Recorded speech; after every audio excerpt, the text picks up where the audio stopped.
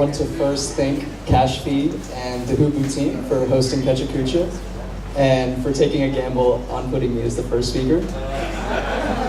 And I also want to give thanks to the staff here at Betelmet for hosting our event. This is a really beautiful place. And finally, to our amazing audience, thank you for coming and sharing yourselves with us while we share ourselves with you. So thank you for coming. Every great story starts with a baby photo. I think this was the first and last time I ever rode a horse. But don't be fooled by those rosy cheeks and sweet smile. I got kicked out of the daycare where that photo was taken. My parents are not college educated, and they're the best anyone could ask for. They came to every practice and game, and they support me even when they don't understand me. Without their unconditional love, I wouldn't be here today.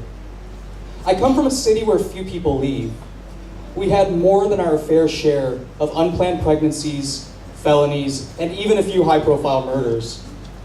I also come from a politically conservative family and an evangelical Baptist community. In Texas, children go to summer Bible camps, and at age 14, I contracted viral meningitis from the lake where people receive baptisms. I asked myself, if Jesus loves us, why did he want me to die? But in university, I experienced my first spiritual awakening, working alongside Bosnian and Rwandan genocide survivors. At age 21, I attended my first funeral at the Srebrenica Genocide Memorial, commemorating the 8,000 Bosnian Muslim men and boys murdered in July 1995. I concluded my senior thesis with an emphasis on the heroes and survivors I met, rather than dry academic analysis. These first experiences abroad hinted that I was meant for something more. I stumbled into working for my university's Office of Admissions for 2.5 years following college graduation. From the beginning, I started planning my now unconventional life. I'm thankful that I delayed gratification rather than quitting everything and leaving. Because a lot of people come to places like Ubud because they're unsatisfied with their relationships or careers, but I'm the opposite. I left an ideal and meaningful job, a girlfriend that I loved, and my closest friends. The last thing I did before leaving was put down my beautiful cat Mookie of 21 years. I secured a supposedly prestigious Fulbright fellowship to teach English in Malaysia, but 2014 proved the most challenging year of my life. I see now it was a false path. One highlight did include singing in my village's local Malay dialect in front of the entire school about a baby squirrel, anak tupai. I also spent the year making self-destructive decisions and living without purpose. Halfway through the year, a man hit me with his car, leaving me hospitalized for 2 weeks. He refused to apologize because I was a foreigner, causing as much pain as the accident itself. My best Rwandese friend Philippe, who lost his family in the genocide, said that life is too short to live in the darkness. Finding reasons to laugh, smile, and dance make life worth living. In 2015, to the horror of my mom, I booked a one-way ticket to a destination wedding in Cancun, Mexico.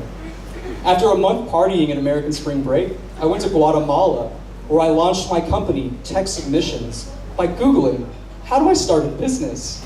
I didn't have a clue what I was doing, but I saw during my time working for my university that there was a market for my skill set. I spent the next 2 years grieving over anxiety, uncertainty, and doubt, but I stayed the course. I would rather fail on my own terms than succeed on someone else's. I choose the most challenging paths possible, despite the loneliness. There were some mishaps along the way. I once got stuck in the Namibian desert with a psychopath who tried to have me arrested and deported. The following month, I assisted a scientist scuba diving with great white sharks in murky waters near Silrini Colony in South Africa. I don't recommend either, and that was enough adrenaline for the rest of my life. I've gotten a lot of the small questions wrong, but I've gotten the big things right. My only business attempt is a success. I've published a widely read book, and I've realized my dream of traveling the world. I've loved and lost more times than I can count. I embrace the uncertainty. I also find that what you do matters much less than why you do it and who you are. Professional success comes from under-promising and over-delivering high-quality content and services that add real value to clients. I prefer putting in the long, hard hours for gradual growth rather than scoring quick viral successes. I've written millions of words, and I read 50 to 70 books each year. Most days, I do whatever I want, but more importantly, I rarely have to do anything I don't choose. People sometimes ask, so how long does it take to get from Texas to Bali? And I could answer it's a day and a half by plane, but the truth is, it's taken me over 5 years of wandering to finally find a sense of community and belonging. Appreciating a place as progressive and goofy as Ubud requires traveling great ideological, emotional, and existential distances from growing up in conservative Texas. I've chosen not to create a second business, write another admissions book, or hire any employees.